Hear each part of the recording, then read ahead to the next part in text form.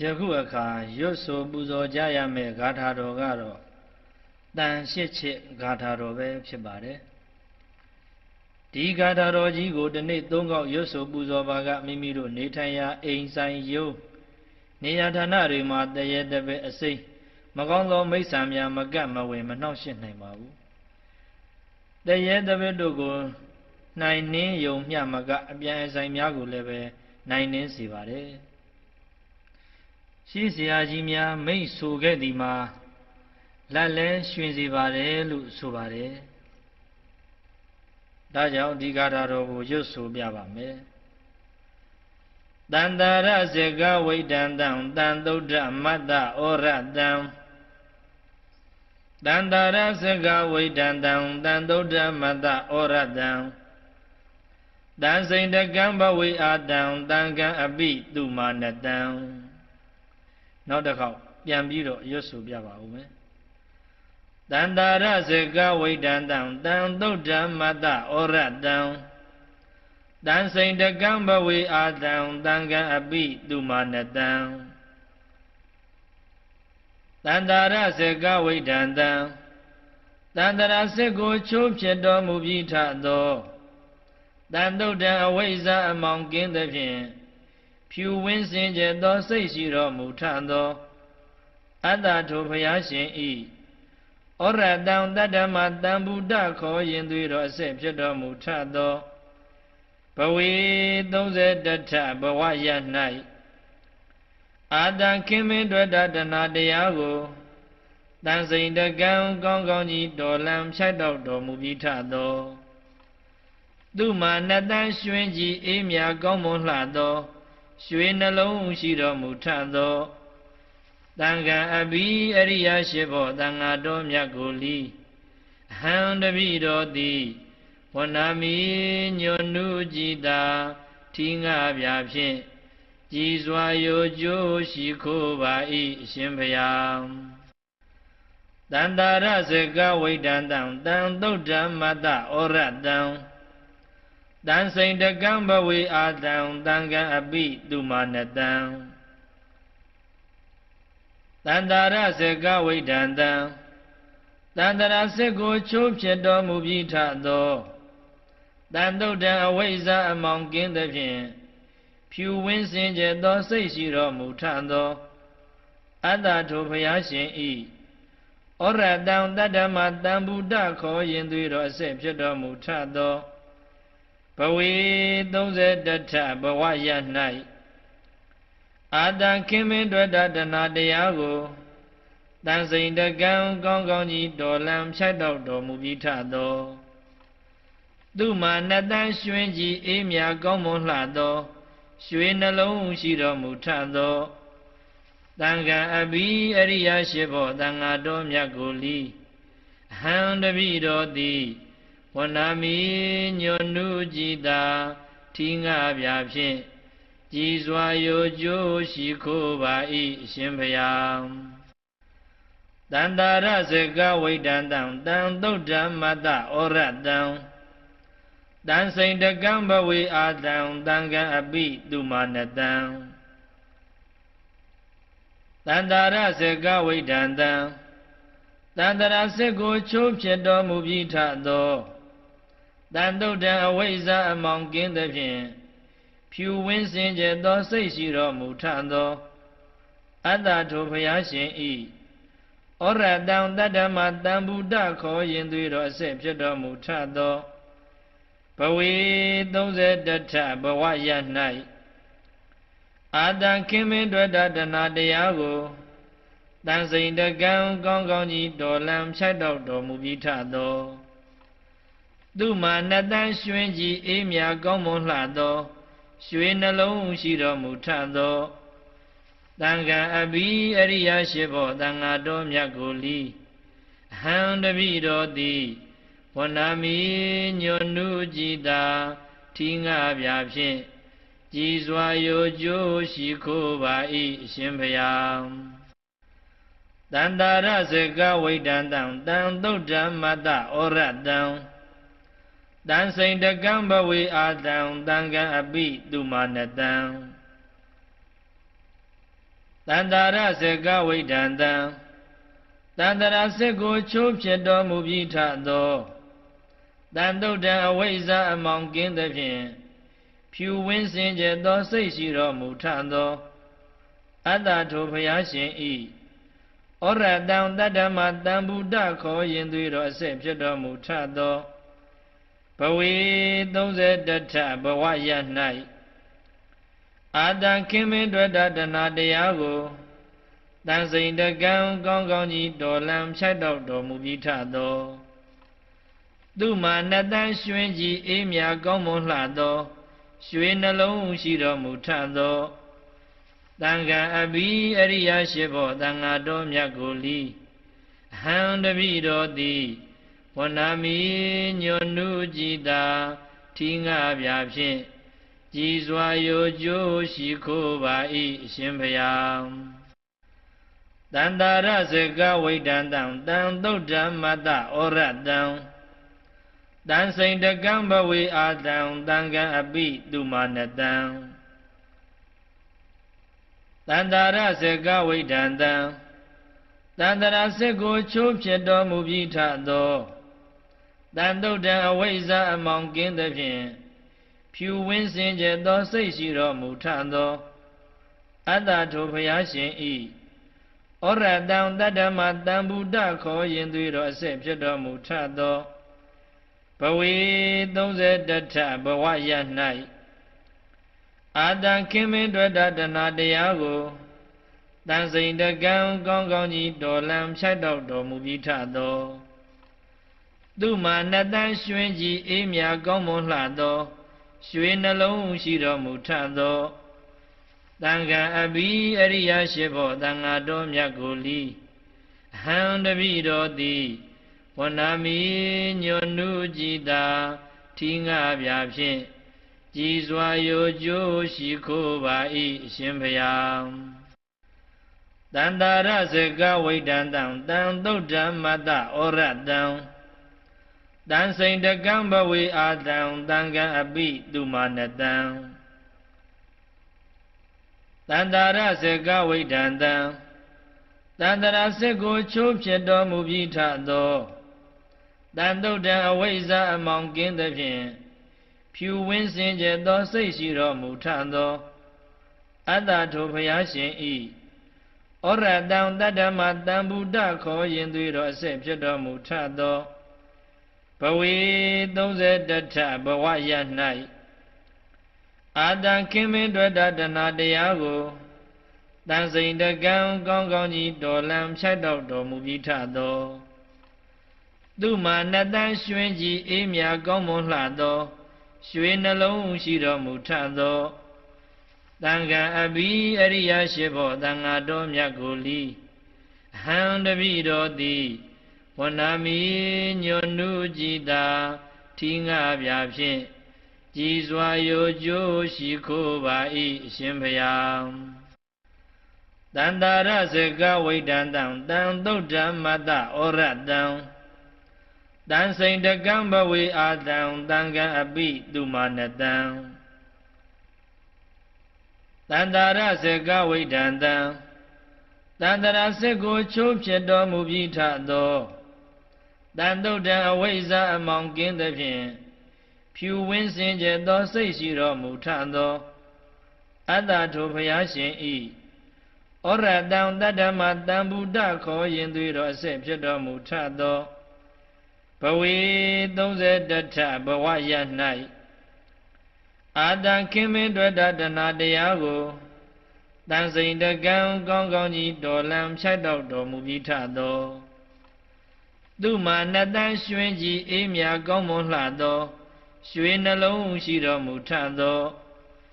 တန်ခါအဘိအရိယရှိဘောတန်ဃာတော်မြတ်ကိုလီအဟံတပိတော်သည်ဝနာမီညွန်နုကြည်သာထီငါပြဖြင့်ကြည်စွာရိုကျိုးရှိခိုးပါ၏အရှင်ဘုရားတန္တာရစေကဝိဒန္တံတံသုဒ္ဓမတ္တဩရတံတန်စိန်တကံဘဝေအာတံတံကံအပိတုမာနတံတန္တာရစေကဝိဒန္တံ တန္တရာစစ်ကိုချိုးဖြစ်တော်မူပြီးထသောတန်တုတ်တံအဝိဇ္ဇာအမောင်ကင်းသဖြင့်ဖြူဝင်းစင်ကြယ်သောစိတ်ရှိတော်မူထသောအတ္တထိုဘုရားရှင်ဤဩရတံတတ္တမတံဗုဒ္ဓခေါ်ရင်သွေးတော်အစစ်ဖြစ်တော်မူထသောဘဝေ31ထဘဝရ၌အာတံခင်မင်းတွေ့တာတဏတရားကိုတန်စိန်တကံကောင်းကောင်းကြီးတော်လံဖြတ်တော့တော်မူပြီးထသောသူမှာနှစ်တန်းရွှင်ကြီးအေးမြကောင်းမွန်လှသောရွှေနှလုံးရှိတော်မူထသောတန်ခါအဘိအရိယရှိဖို့တန်ဃာတော်မြတ်ကိုလီဟံတပိတော်သည်ဝဏာမိညွန်နုကြည်တာထီငါပြဖြင့်ကြည်စွာယိုကျိုးရှိခိုးပါ၏အရှင်ဘုရား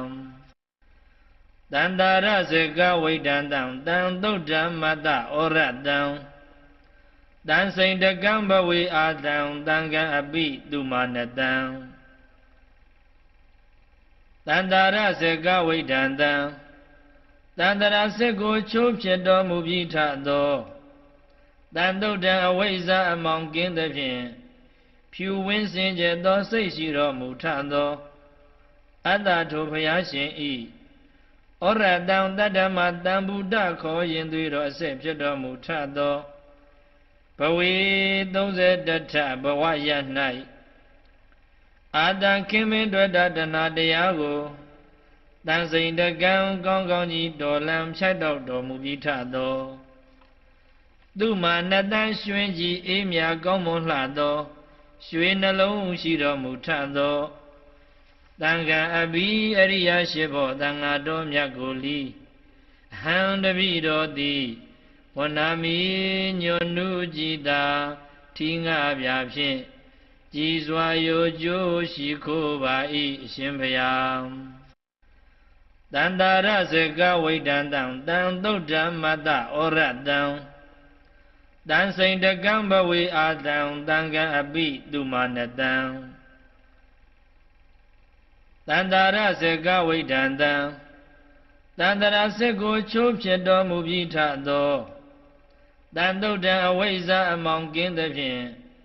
ဖြူဝင်းစင်ကြယ်သောစိတ်ရှိတော်မူထသောအတ္တထိုဘုရားရှင်ဤ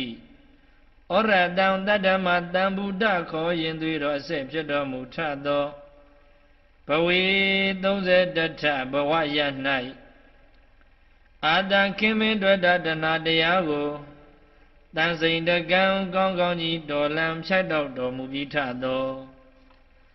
သူမှာနှစ်တန်းရွှင်ကြီးအေးမြကောင်းမွန်လှသော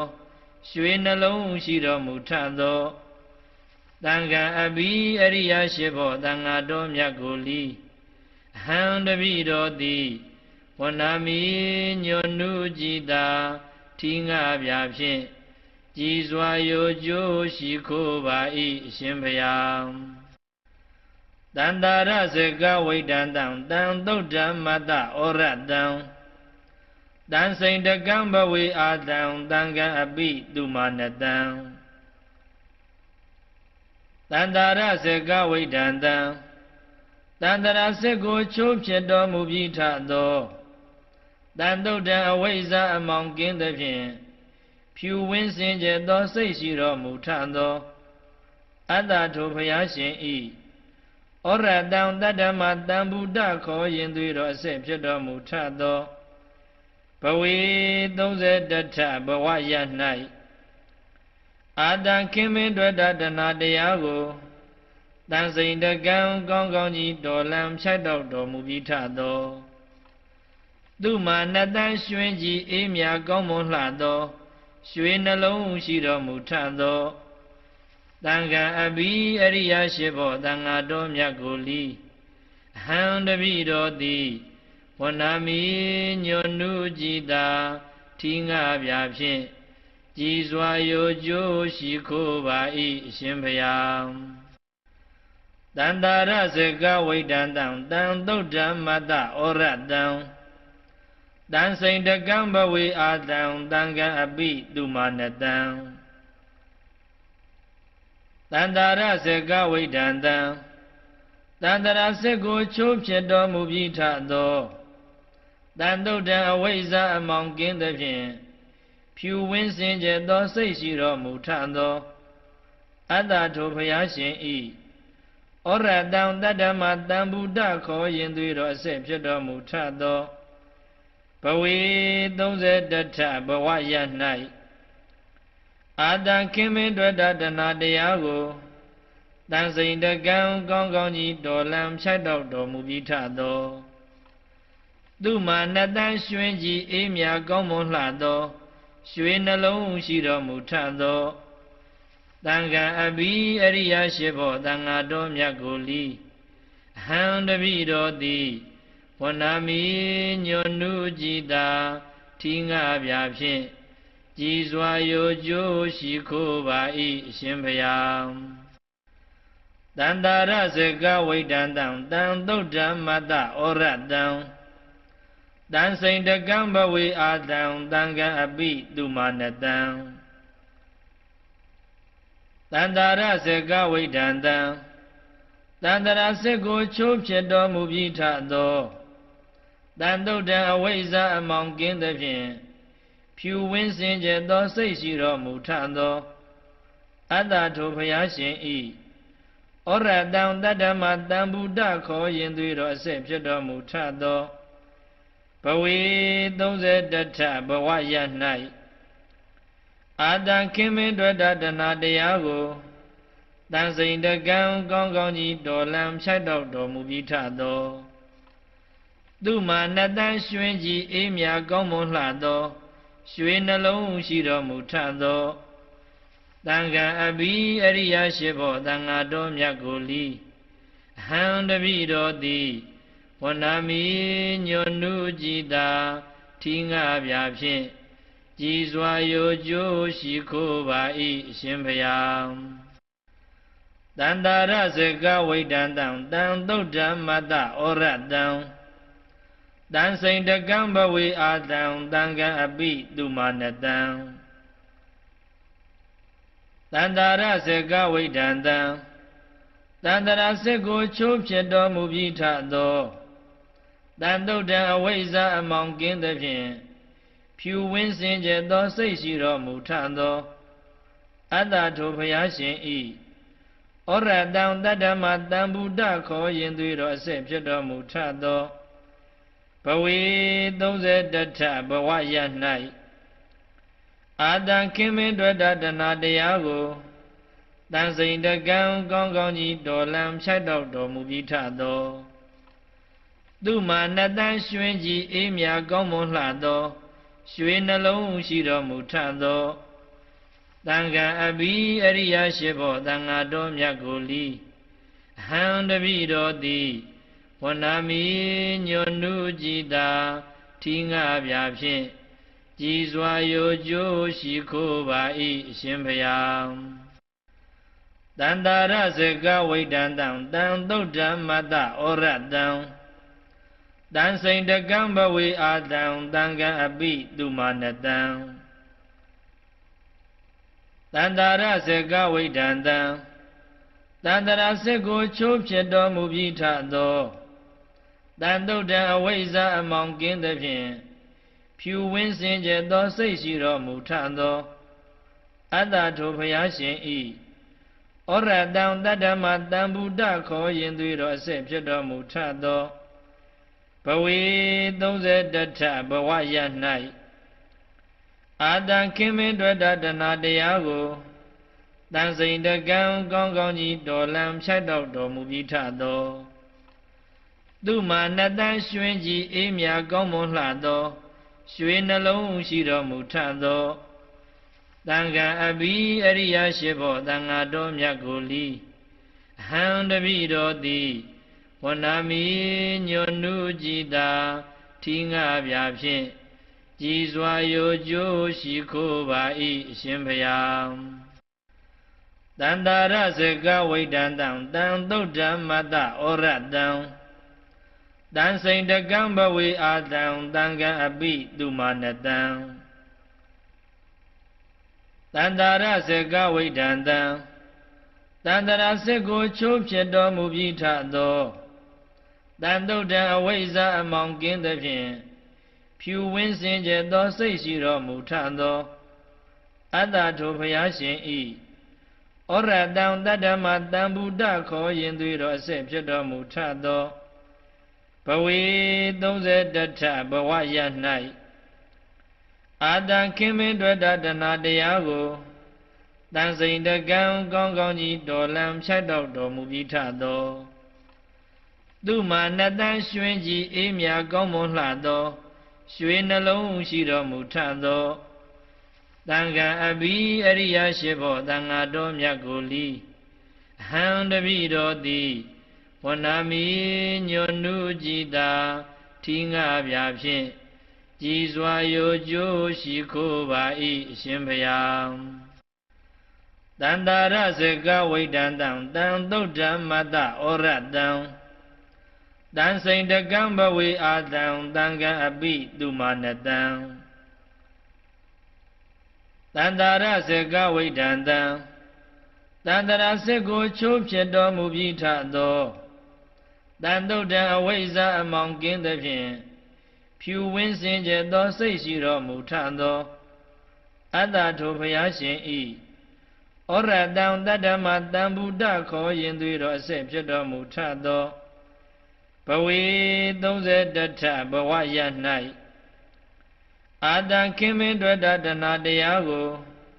တန်စိန်တကံကောင်းကောင်းကြီးတော်လံဖြတ်တော်မူပြီးထသောသူမာနတန်ရွှင်ကြီးအေးမြကောင်းမွန်လှသောရွှေနှလုံးရှိတော်မူထသော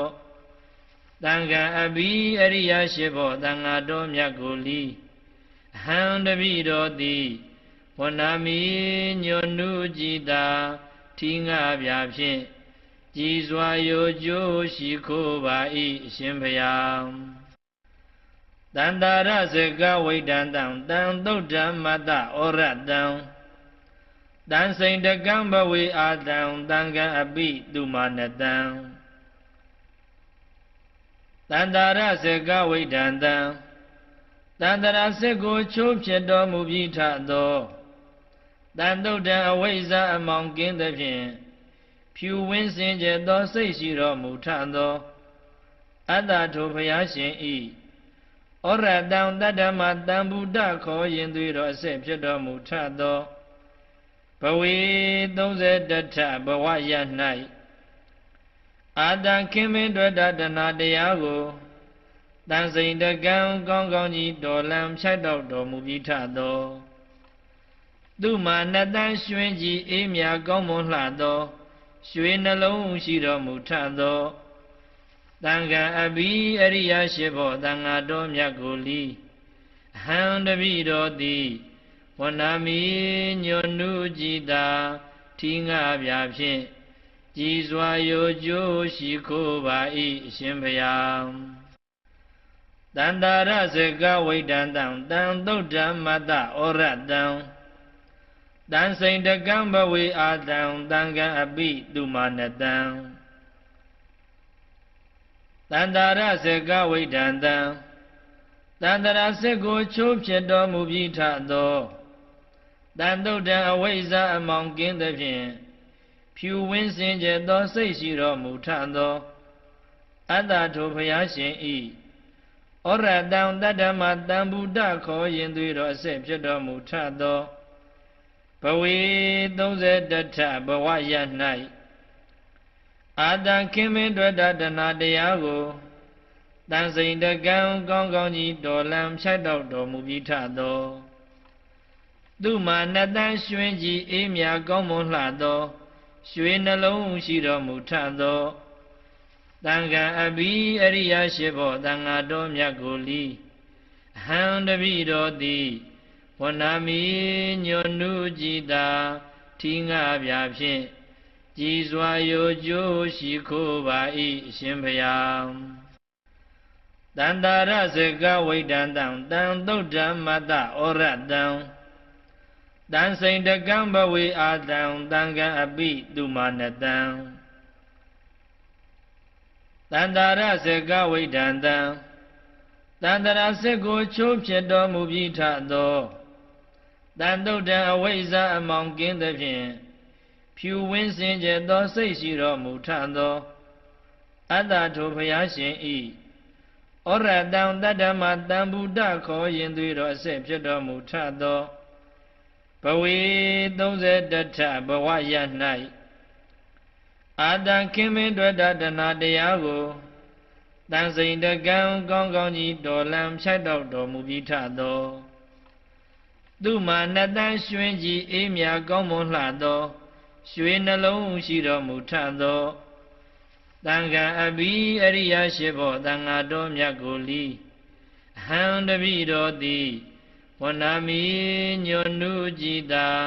ထီငါပြဖြင့်ကြည်စွာယိုကျိုးရှိခိုးပါ၏အရှင်ဘုရားတန္တာရဇကဝိတံတံတံသုဒ္ဓမတ္တဩရတံတန်စိန်တကံဘဝေအာတံတံကံအပိသူမာနတံတန္တာရဇကဝိတံတံတန္တရာစစ်ကိုချိုးဖြစ်တော်မူပြီးထသောတန်တုတ်တံအဝိဇ္ဇာအမောင်ကင်းသဖြင့်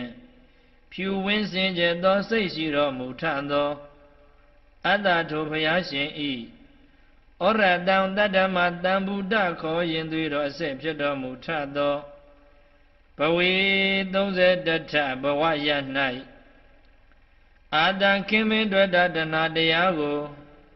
တန်စိန်တကံကောင်းကောင်းကြီးတော်လံဖြတ်တော်တော်မူပြီးထသောသူမှာနှစ်တန်းရွှင်ကြီးအေးမြကောင်းမွန်လှသော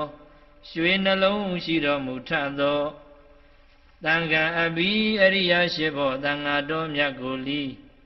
အဟံတပိတော်သည်ဝဏမိ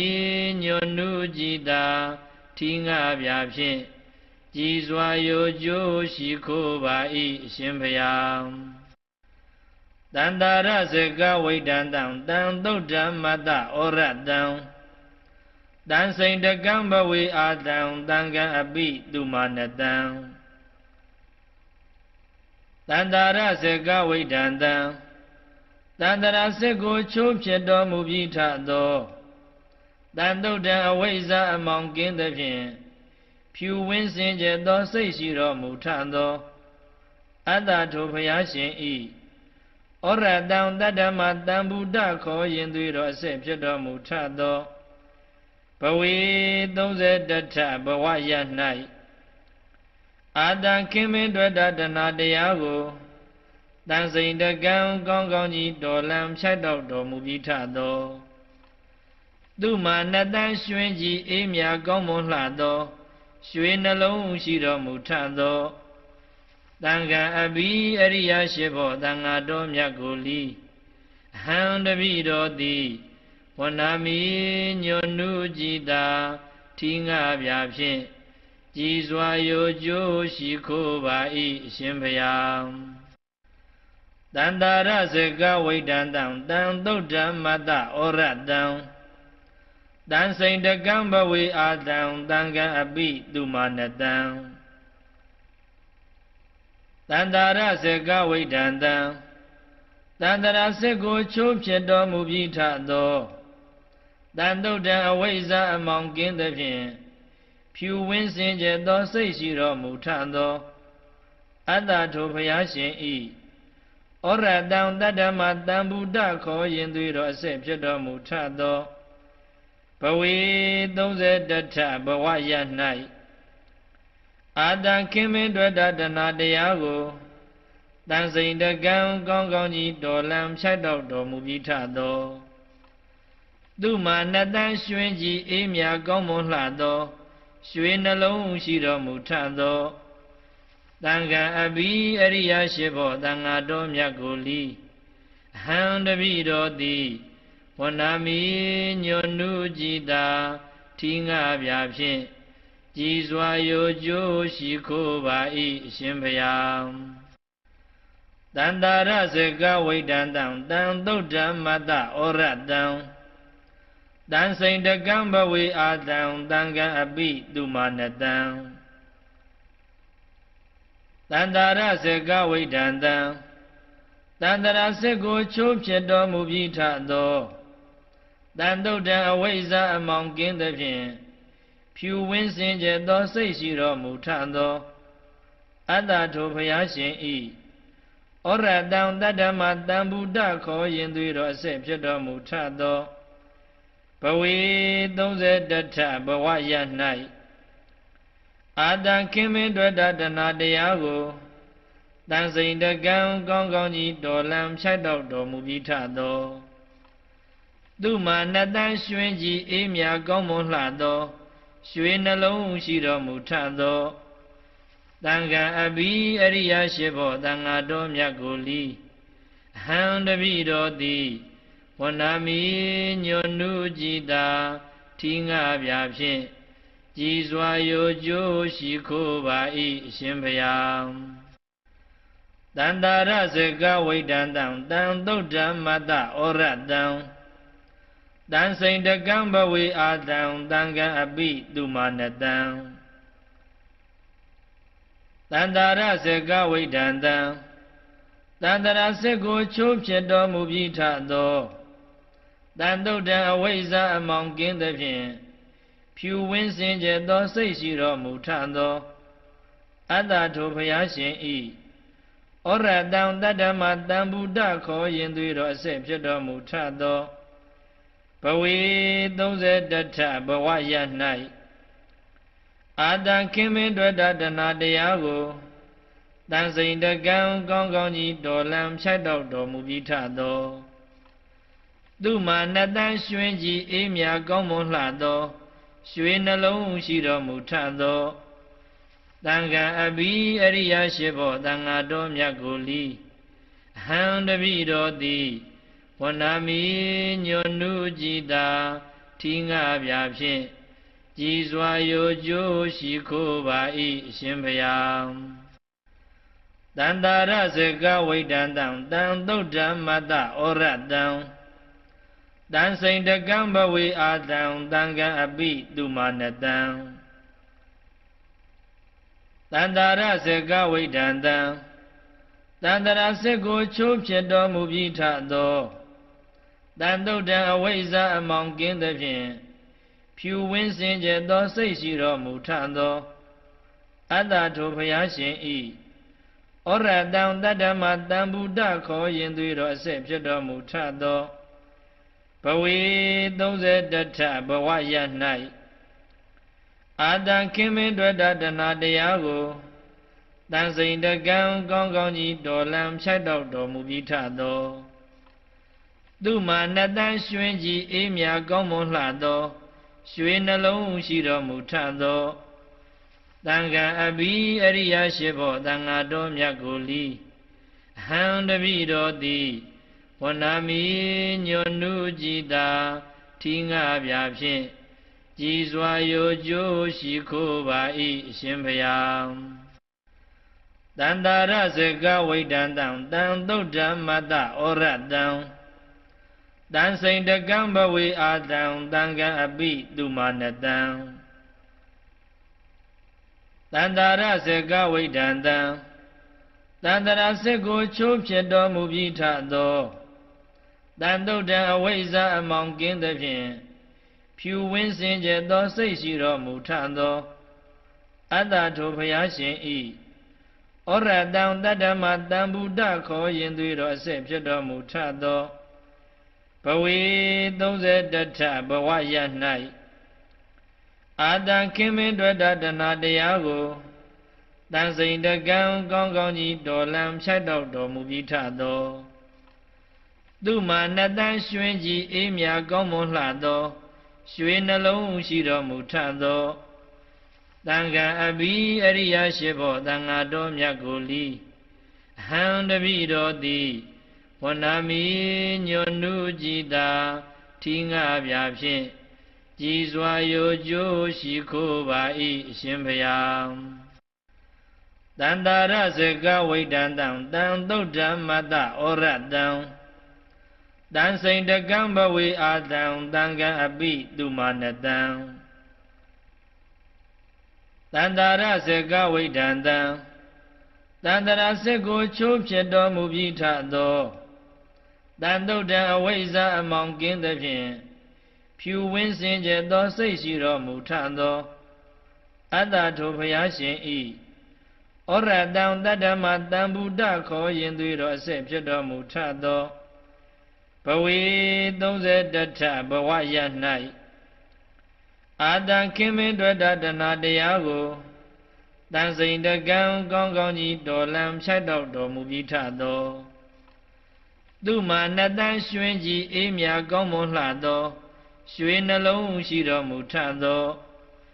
တန်ခါအဘိအရိယရှိဘောတန်ဃာတော်မြတ်ကိုလီ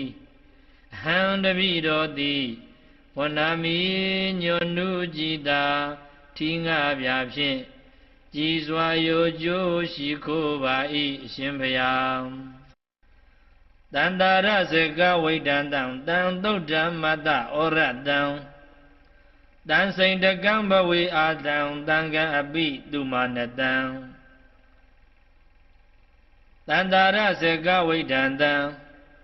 တန္တရာစစ်ကိုချိုးဖြစ်တော်မူပြီးထသောတန်တုတ်တံအဝိဇ္ဇာအမောင်ကင်းသဖြင့်ဖြူဝင်းစင်ကြယ်သောစိတ်ရှိတော်မူထသောအတ္တထိုဘုရားရှင်ဤဩရတံတတ္တမတံဗုဒ္ဓခေါ်ရင်သွေးတော်အစစ်ဖြစ်တော်မူထသောဘဝေ31ထဘဝရ၌အာတံခင်မင်းတွေ့တတနာတရားကိုတန်စိန်တကံကောင်းကောင်းကြီးတော်လံဖြတ်တော်တော်မူပြီးထသောသူမှာနတန်ရွှင်ကြီးအေးမြကောင်းမွန်လှသောရွှေနှလုံးရှိတော်မူထသောတန်ခါအဘိအရိယရှိဘောတန်ဃာတော်မြတ်ကိုလီအဟံတပိတော်သည်ဝနာမီညွန်နုကြည်တာထီငါပြဖြင့်ကြည်စွာရိုကြိုးရှိခိုးပါ၏အရှင်ဘုရားတန္တာရစေကဝိတံတံတံသုတ်တံမတ္တဩရတံတန်စိန်တကံဘဝေအာတံတံကံအပိတုမာနတံတန္တာရစေကဝိတံတံတန္တရာစစ်ကိုချိုးဖြစ်တော်မူပြီးထသောတန်တုတ်တံအဝိဇ္ဇာအမောင်ကင်းသဖြင့်ဖြူဝင်းစင်ကြယ်သောစိတ်ရှိတော်မူထသောအတ္တထိုဘုရားရှင်ဤဩရတံတတ္တမတံဗုဒ္ဓခေါ်ရင်သွေးတော်အစစ်ဖြစ်တော်မူထသောဘဝေ31ထဘဝရ၌အာတံခင်မင်းတွေ့တနာတရားကိုတန်စိန်တကံကောင်းကောင်းကြီးတော်လံဖြတ်တော်တော်မူပြီးထသောသူမှာနတန်ရွှင်ကြီးအေးမြကောင်းမွန်လှသောရွှေနှလုံးရှိတော်မူထသောတန်ခါအဘိအရိယရှိဘောတန်ဃာတော်မြတ်ကိုလီအဟံတပိတော်သည်ဝနာမီညွန်နုကြည်တာထီငါပြဖြင့်ကြည်စွာရိုကြိုးရှိခိုးပါ၏အရှင်ဘုရားတန္တာရစေကဝိတံတံတံသုတ်တံမတ္တဩရတံတန်စိန်တကံဘဝေအာတံတံကံအပိတုမာနတံတန္တာရစေကဝိတံတံတန္တရာစစ်ကိုချိုးဖြစ်တော်မူပြီးထသောတန်တုတ်တံအဝိဇ္ဇာအမောင်ကင်းသဖြင့်ဖြူဝင်းစင်ကြယ်သောစိတ်ရှိတော်မူထသောအတ္တထိုဘုရားရှင်ဤဩရတံတတ္တမတံဗုဒ္ဓခေါ်ရင်သွေးတော်အစစ်ဖြစ်တော်မူထသောဘဝေ31ထဘဝရ၌အာတံခင်မင်းတွေ့တနာတရားကိုတန်စိန်တကံကောင်းကောင်းကြီးတော်လံဖြတ်တော်တော်မူပြီးထသောသူမှာနတန်ရွှင်ကြီးအေးမြကောင်းမွန်လှသောရွှေနှလုံးရှိတော်မူထသောတန်ခါအဘိအရိယရှိဘောတန်ဃာတော်မြတ်ကိုလီအဟံတပိတော်သည်ဝနာမီညွန်နုကြည်တာထီငါပြဖြင့်ကြည်စွာရိုကြိုးရှိခိုးပါ၏အရှင်ဘုရားတန္တာရစေကဝိတံတံတံသုတ်တံမတ္တဩရတံတန်စိန်တကံဘဝေအာတံတံကံအပိတုမာနတံတန္တာရစေကဝိတံတံ တန္တရာစစ်ကိုချိုးဖြစ်တော်မူပြီးထသောတန်တုတ်တံအဝိဇ္ဇာအမောင်ကင်းသဖြင့်ဖြူဝင်းစင်ကြယ်သောစိတ်ရှိတော်မူထသောအတ္တထိုဘုရားရှင်ဤဩရတံတတ္တမတံဗုဒ္ဓခေါ်ရင်သွေးတော်အဆက်ဖြစ်တော်မူထသောဘဝေ31ထဘဝရ၌အာတံခင်မင်းတွေ့တာတဏတရားကိုတန်စိန်တကံကောင်းကောင်းကြီးတော်လံဖြတ်တော့တော်မူပြီးထသောသူမာနတန်ရွှင်ကြီးအေးမြကောင်းမွန်လှသောရွှေနှလုံးရှိတော်မူထသောတန်ခါအဘိအရိယရှိဖို့တန်ဃာတော်မြတ်ကိုလီအဟံတပိတော်သည်ဝဏာမိညွန်နုကြည်သာထီငါပြဖြင့်ကြည်စွာရိုကြိုးရှိခိုးပါ၏အရှင်ဘုရားတန္တာရစကဝိတံတံတံသုဒ္ဓမတ္တဩရတံတန်စိန်တကံဘဝေအာတံတံကံအပိသူမာနတံတန္တာရစကဝိတံတံတန္တရာစစ်ကိုချိုးဖြစ်တော်မူပြီးထသောတန်တုတ်တံအဝိဇ္ဇာအမောင်ကင်းသဖြင့်ဖြူဝင်းစင်ကြယ်သောစိတ်ရှိတော်မူထသောအတ္တထိုဘုရားရှင်ဤဩရတံတတ္တမတံဗုဒ္ဓခေါ်ရင်သွေးတော်အဆက်ဖြစ်တော်မူထသောဘဝေ31ထဘဝရ၌အာတံခင်မင်းတွေ့တာတဏတရားကိုတန်စိန်တကံကောင်းကောင်းကြီးတော်လံဖြတ်တော့တော်မူပြီးထသောသူမာနတန်ရွှင်ကြီးအေးမြကောင်းမွန်လှသောရွှေနှလုံးရှိတော်မူထသောတန်ခါအဘိအရိယရှိဖို့တန်ဃာတော်မြတ်ကိုလီအဟံတပိတော်သည်ဝဏာမိညွန်နုကြည်သာထီငါပြဖြင့်ကြည်စွာရိုကြိုးရှိခိုးပါ၏အရှင်ဘုရားတန္တာရစကဝိတံတံတံသုဒ္ဓမတ္တဩရတံတန်စိန်တကံဘဝေအာတံတံကံအပိသူမာနတံတန္တာရစကဝိတံတံတန္တရာစစ်ကိုချိုးဖြစ်တော်မူပြီးထသောတန်တုတ်တံအဝိဇ္ဇာအမောင်ကင်းသဖြင့်ဖြူဝင်းစင်ကြယ်သောစိတ်ရှိတော်မူထသောအတ္တထိုဘုရားရှင်ဤဩရတံတတ္တမတံဗုဒ္ဓခေါ်ရင်သွေးတော်အဆက်ဖြစ်တော်မူထသော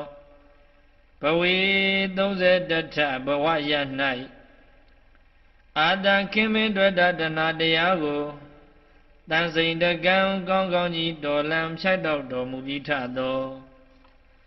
သူမာနတန်ရွှင်ကြီးအေးမြကောင်းမွန်လှသောရွှေနှလုံးရှိတော်မူထသောတန်ခါအဘိအရိယရှိဖို့တန်ဃာတော်မြတ်ကိုလီ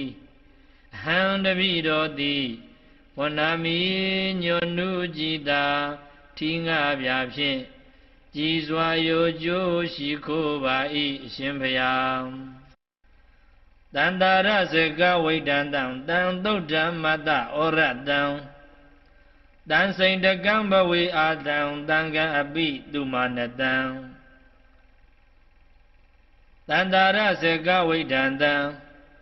တန္တရာစစ်ကိုချိုးဖြစ်တော်မူပြီးထသောတန်တုတ်တံအဝိဇ္ဇာအမောင်ကင်းသဖြင့်ဖြူဝင်းစင်ကြယ်သောစိတ်ရှိတော်မူထသောအတ္တထိုဘုရားရှင်ဤဩရတံတတ္တမတံဗုဒ္ဓခေါ်ရင်သွေးတော်အဆက်ဖြစ်တော်မူထသောဘဝေ31ထဘဝရ၌အာတံခင်မင်းတွေ့တာတဏတရားကို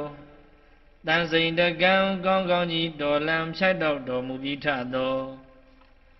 သူမာနတန်ရွှင်ကြီးအေးမြကောင်းမွန်လှသောရွှေနှလုံးရှိတော်မူထသောတန်ခါအဘိအရိယရှိဖို့တန်ဃာတော်မြတ်ကိုလီအဟံတပိတော်သည်ဝဏာမိညွန်နုကြည်သာထီငါပြဖြင့်ကြည်စွာရိုကြိုးရှိခိုးပါ၏အရှင်ဘုရားတန္တာရစကဝိတံတံတံသုဒ္ဓမတ္တဩရတံတန်စိန်တကံဘဝေအာတံတံကံအပိသူမာနတံတန္တာရစကဝိတံတံ တန္တရာစစ်ကိုချိုးဖြစ်တော်မူပြီးထသောတန်တုတ်တံအဝိဇ္ဇာအမောင်ကင်းသဖြင့်ဖြူဝင်းစင်ကြယ်သောစိတ်ရှိတော်မူထသောအတ္တထိုဘုရားရှင်ဤဩရတံတတ္တမတံဗုဒ္ဓခေါ်ရင်သွေးတော်အစစ်ဖြစ်တော်မူထသောဘဝေ31ထဘဝရ၌အာတံခင်မင်းတွေ့တာတဏတရားကိုတန်စိန်တကံကောင်းကောင်းကြီးတော်လံဖြတ်တော့တော်မူပြီးထသောသူမာနတန်ရွှင်ကြီးအေးမြကောင်းမွန်လှသောရွှေနှလုံးရှိတော်မူထသောတန်ခါအဘိအရိယရှိဘောတန်ဃာတော်မြတ်ကိုလီအဟံတပိတော်သည်ဝနာမီညွန်နုကြည်တာထီငါပြဖြင့်ကြည်စွာရိုကျိုးရှိခိုးပါ၏အရှင်ဘုရားတန္တာရစေကဝိဒန္တံတံသုဒ္ဓမတ္တဩရတံတန်စိန်တကံဘဝေအာတံတံကံအပိသူမာနတံတန္တာရစေကဝိဒန္တံတန္တရာစစ်ကိုချိုးဖြစ်တော်မူပြီးထသောတန်တုတ်တံအဝိဇ္ဇာအမောင်ကင်းသဖြင့်ဖြူဝင်းစင်ကြယ်သောစိတ်ရှိတော်မူထသောအတ္တထိုဘုရားရှင်ဤဩရတံတတ္တမတံဗုဒ္ဓခေါ်ရင်သွေးတော်အစစ်ဖြစ်တော်မူထသောဘဝေ31ထဘဝရ၌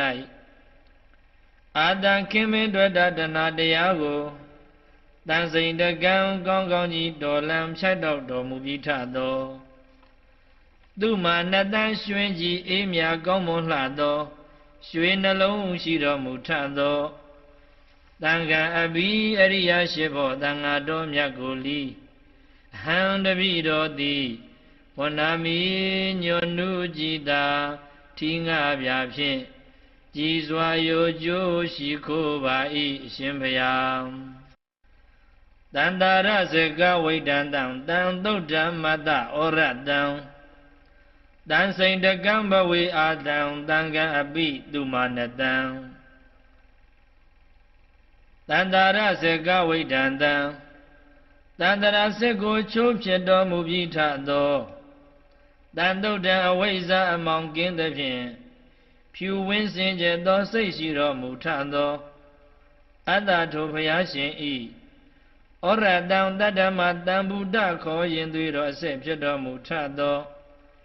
ဘဝေ31ထဘဝရ၌အာတံခင်မင်းတွေ့တာတဏတရားကို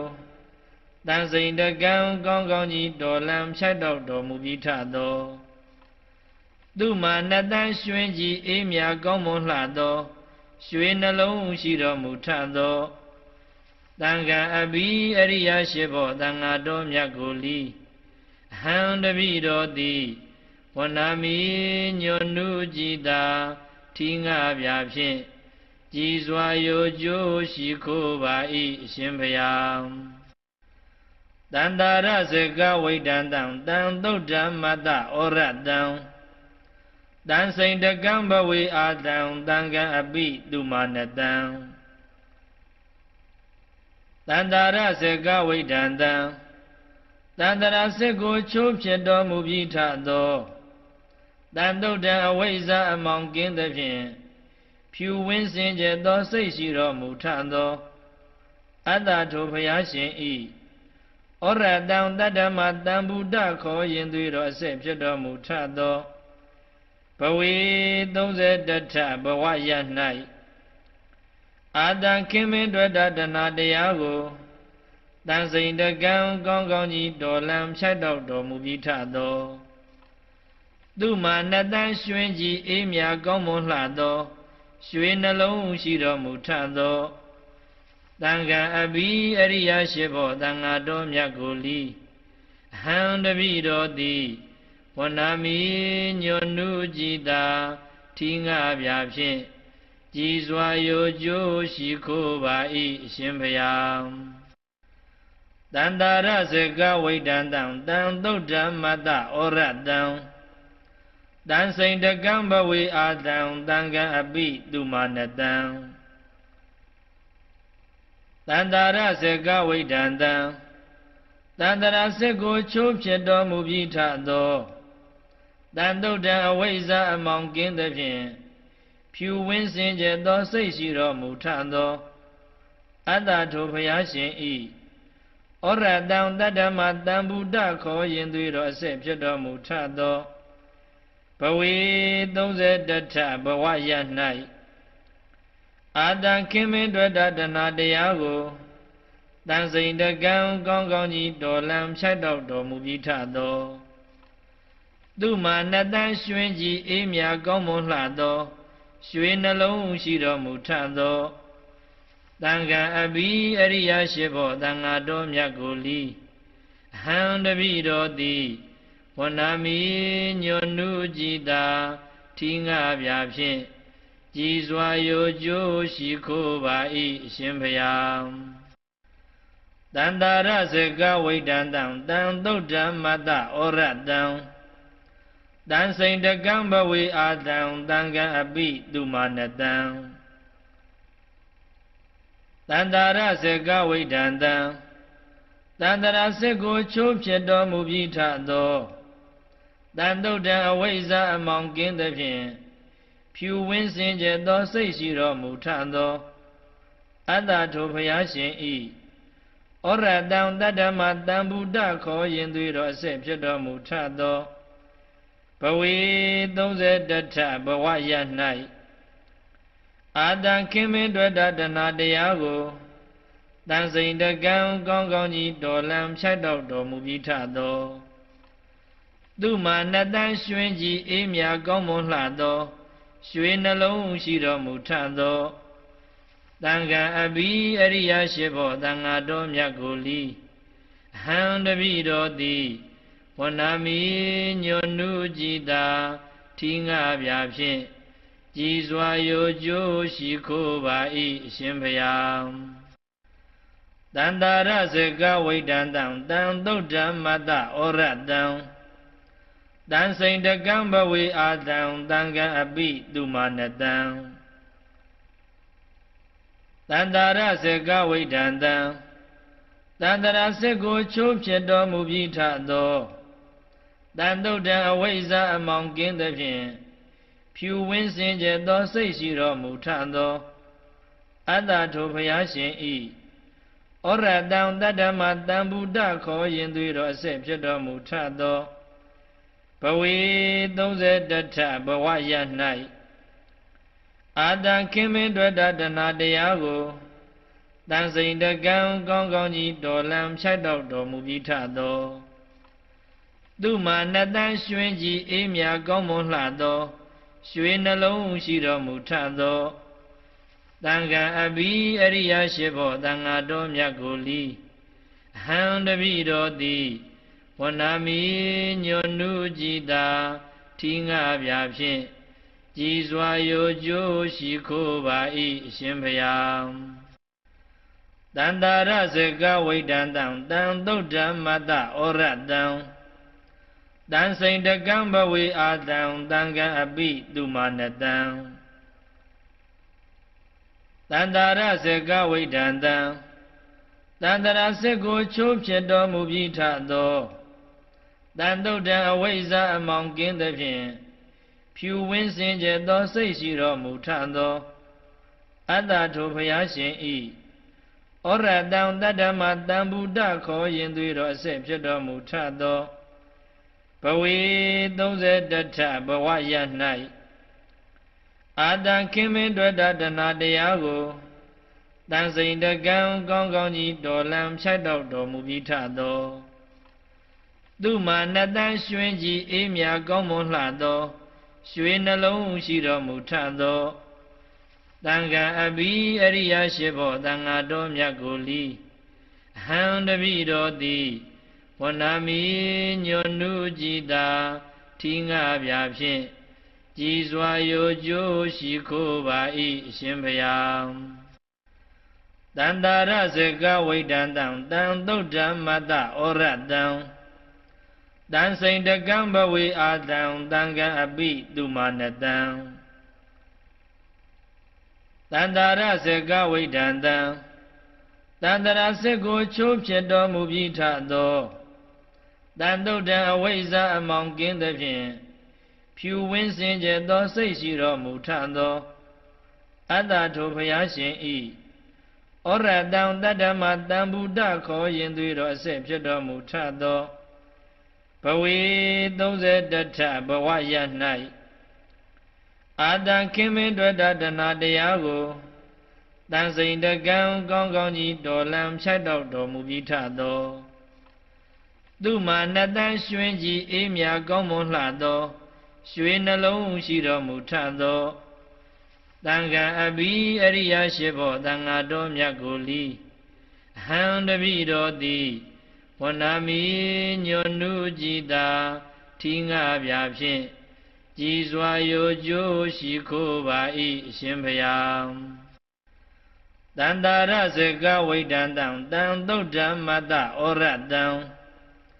တန်စိန်တကံဘဝေအာတံတံကံအပိတုမာနတံတန္တာရစကဝိတံတံတန္တရာစစ်ကိုချိုးဖြစ်တော်မူပြီးထသောတန်တုဒ္ဒံအဝိဇ္ဇအမောင်ကင်းသဖြင့်ဖြူဝင်းစင်ကြယ်သောစိတ်ရှိတော်မူထသောအတ္တထိုဘုရားရှင်ဤဩရတံတတ္တမတံဗုဒ္ဓခေါ်ရင်သွေးတော်အစစ်ဖြစ်တော်မူထသောဘဝေ31ထဘဝရ၌အာတံခင်မင်းတွေ့တာတဏတရားကိုတန်စိန်တကံကောင်းကောင်းကြီးတော်လံဖြတ်တော့တော်မူပြီးထသောသူမာနတန်ရွှင်ကြီးအေးမြကောင်းမွန်လှသောရွှေနှလုံးရှိတော်မူထသောတန်ခါအဘိအရိယရှိဘောတန်ဃာတော်မြတ်ကိုလီအဟံတပိတော်သည်ဝနာမီညွန်နုကြည်သာထီငါပြဖြင့်ကြည်စွာရိုကျိုးရှိခိုးပါ၏အရှင်ဘုရားတန္တာရစကဝိတံတံတံသုဒ္ဓမတ္တဩရတံတန်စိန်တကံဘဝေအာတံတံကံအပိတုမာနတံတန္တာရစကဝိတံတံတန္တရာစစ်ကိုချိုးဖြစ်တော်မူပြီးထသောတန်တုဒ္ဒံအဝိဇ္ဇအမောင်ကင်းသဖြင့်ဖြူဝင်းစင်ကြယ်သောစိတ်ရှိတော်မူထသောအတ္တထိုဘုရားရှင်ဤဩရတံတတ္တမတံဗုဒ္ဓခေါ်ရင်သွေးတော်အစစ်ဖြစ်တော်မူထသောဘဝေ31ထဘဝရ၌အာတံခင်မင်းတွေ့တာတဏတရားကိုတန်စိန်တကံကောင်းကောင်းကြီးတော်လံဖြတ်တော့တော်မူပြီးထသောသူမာနတန်ရွှင်ကြီးအေးမြကောင်းမွန်လှသောရွှေနှလုံးရှိတော်မူထသောတန်ခါအဘိအရိယရှိဘောတန်ဃာတော်မြတ်ကိုလီအဟံတပိတော်သည်ဝနာမီညွန်နုကြည်သာထီငါပြဖြင့်ကြည်စွာရိုကျိုးရှိခိုးပါ၏အရှင်ဘုရားတန္တာရစကဝိတံတံတံသုဒ္ဓမတ္တဩရတံတန်စိန်တကံဘဝေအာတံတံကံအပိတုမာနတံတန္တာရစကဝိတံတံတန္တရာစစ်ကိုချိုးဖြစ်တော်မူပြီးထသောတန်တုဒ္ဒံအဝိဇ္ဇအမောင်ကင်းသဖြင့်ဖြူဝင်းစင်ကြယ်သောစိတ်ရှိတော်မူထသောအတ္တထိုဘုရားရှင်ဤဩရတံတတ္တမတံဗုဒ္ဓခေါ်ရင်သွေးတော်အစစ်ဖြစ်တော်မူထသောဘဝေ31ထဘဝရ၌အာတံခင်မင်းတွေ့တာတဏတရားကိုတန်စိန်တကံကောင်းကောင်းကြီးတော်လံဖြတ်တော့တော်မူပြီးထသောသူမာနတန်ရွှင်ကြီးအေးမြကောင်းမွန်လှသောရွှေနှလုံးရှိတော်မူထသောတန်ခါအဘိအရိယရှိဘောတန်ဃာတော်မြတ်ကိုလီအဟံတပိတော်သည်ဝနာမီညွန်နုကြည်သာထီငါပြဖြင့်ကြည်စွာရိုကျိုးရှိခိုးပါ၏အရှင်ဘုရားတန္တာရစကဝိတံတံတံသုဒ္ဓမတ္တဩရတံတန်စိန်တကံဘဝေအာတံတံကံအပိတုမာနတံတန္တာရစကဝိတံတံ တန္တရာစစ်ကိုချိုးဖြစ်တော်မူပြီးထသောတန်တုတ်တံအဝိဇ္ဇာအမောင်ကင်းသဖြင့်ဖြူဝင်းစင်ကြယ်သောစိတ်ရှိတော်မူထသောအတ္တထိုဘုရားရှင်ဤဩရတံတတ္တမတံဗုဒ္ဓခေါ်ရင်သွေးတော်အစစ်ဖြစ်တော်မူထသောဘဝေ31ထဘဝရ၌အာတံခင်မင်းတွေ့တတနာတရားကိုတန်စိန်တကံကောင်းကောင်းကြီးတော်လံဖြတ်တော့တော်မူပြီးထသောသူမှာနှစ်တန်းရွှင်ကြီးအေးမြကောင်းမွန်လှသောရွှေနှလုံးရှိတော်မူထသောတန်ခါအဘိအရိယရှိဘောတန်ဃာတော်မြတ်ကိုလီအဟံတပိတော်သည်ဝဏမီညွန်နုကြည်သာထီငါပြဖြင့်ကြည်စွာရိုကျိုးရှိခိုးပါ၏အရှင်ဘုရား